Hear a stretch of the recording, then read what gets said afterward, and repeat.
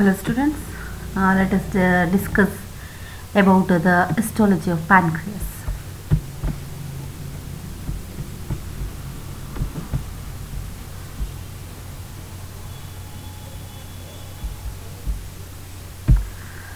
So the location of the pancreas, so it is present between the stomach and the duodenum.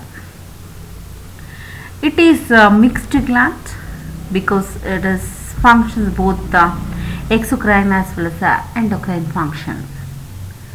So the exocrine accessory digestive organ and the endocrine helps in the secretion of the hormones. Here the bulk of the pancreatic tissue is formed by the exocrine component and which consisting of many serious acini cells. Whereas the endocrine portion has a small component which is much smaller but equally important portions in the pancreas.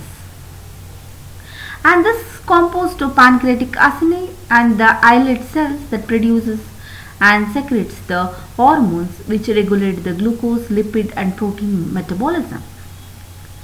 And also the pancreatic acini cells and it is covered with a thin capsule of loose connected tissues and the parenchyma consisting of pancreatic acini that are sparsely separated by pancreatic islets that is surrounded by the stroma of loose connected tissues. The interlobular connective tissue septa project from the capsule into the pancreatic parenchyma, organizing it into the lobules.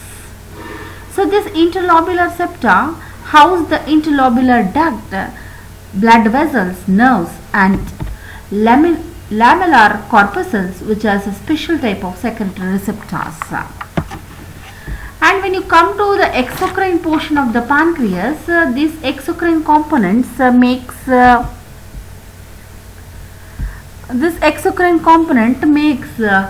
up about 98% of the pancreatic tissues and it is composed of densely packed series acinous or tubuloacinar glands. You can see this is the exocrine portion which is consisting of tubuloacinar glands and these glands are called pancreatic acinus and this is called as a pancreatic acinus.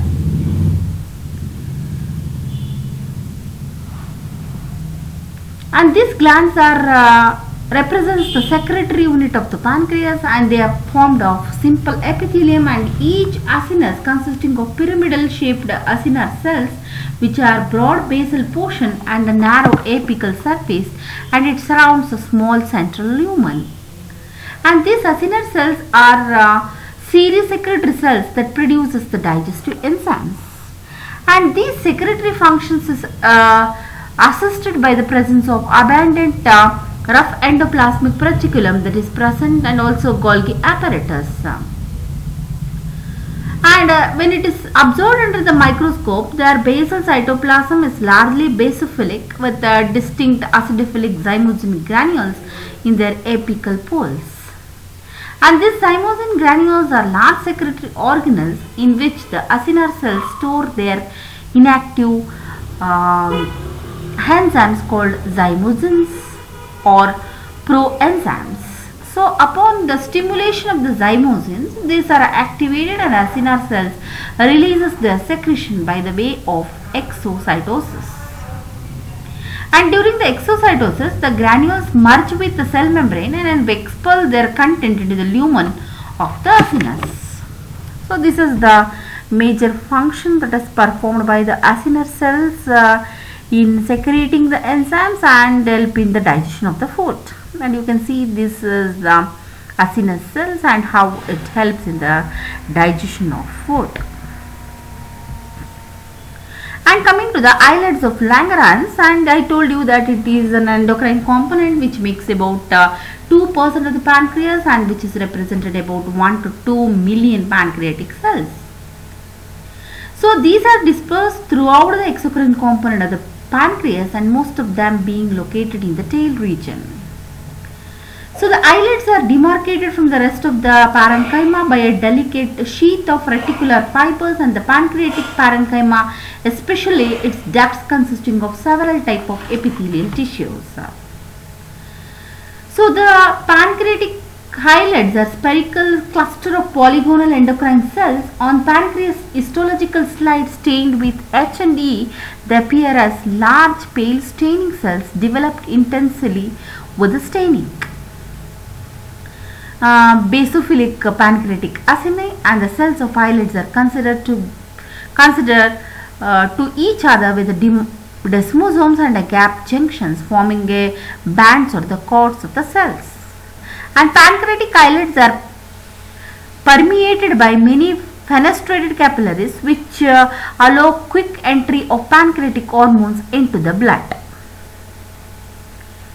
So when you look into the digestive enzymes that is secreted by the acinar cells, so these acinar cells produces digestive enzymes on a rough endoplasmic reticulum, and they are moved to the Golgi complex where they form a condensing vacuoles, and these condensing vacuoles are then concentrated into the inactive zymogen granules in the pancreatic acinar cells and stored for the secretions.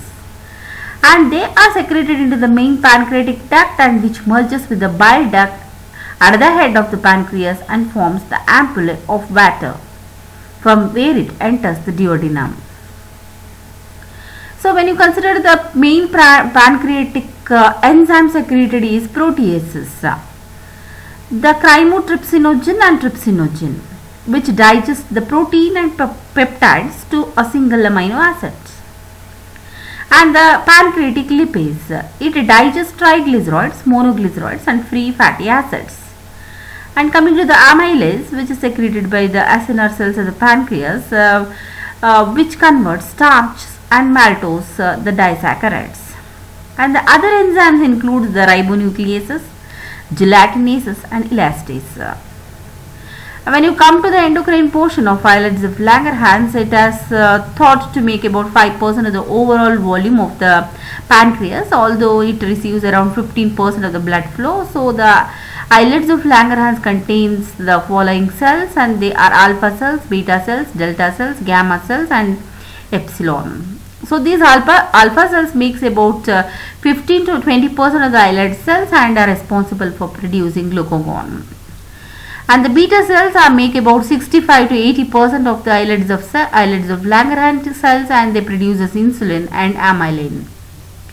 And the delta cells, and these makes about 3 to 10% of the islets of cells, and they produces somatostatin. And whereas the gamma cells are also present and make about 3 to 5% of the islets of cells and responsible for the production of pancreatic polypeptides. Another type of cells that are present is epsilon cells, and they make about less than 1% of islet cells and are produce ghrelin, which help in digestion. So these are the main things that you have to study about the pancreas. Apart from this, I have to tell about the hormones of the endocrine gland and what is its function. So the insulin, this exhibits the effect in most of the cell body, and notably this in the liver, muscle and adipose tissue. And this main function of the insulin is related with the glucose metabolism, which helps in decreasing the blood glucose and also sparing the proteins and the lipids by the way of several mechanisms. And the several mechanism involves is it stimulates the uptake of glucose in insulin dependent tissues, and it stimulates the utilization of the glucose by activating the intracellular glycolysis. It stimulates the storage of glucose in the form of glycogen and inhibits glycogenolysis, and it also stimulates the releasing of glycerol and fatty acid via VLDL by stimulating the expression of lipoprotein lipase in the adipose tissues. And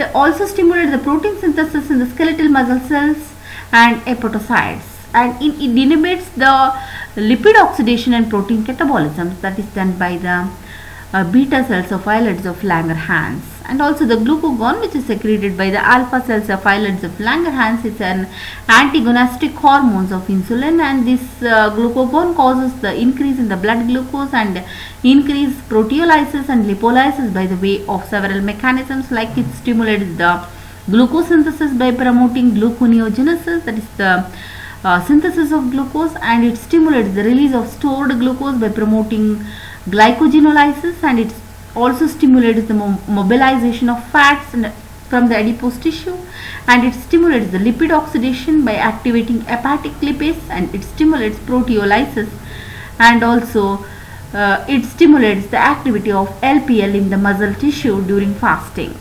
So these are the function of the alpha cells which secretes the glucagon. And the next one is the D cells, the delta cell, which secretes the hormone that is called as somatostatin, and this hormone, it inhibits the release of insulin and glucagon through the local paracrine action. So this somatostatin is identical to the hormone secreted by hypothalamus, and which inhibits the release of growth hormones and also thyroid stimulating hormones from the anterior pituitary. So these are the things you have to remember when you write about the overall structure of the pancreas.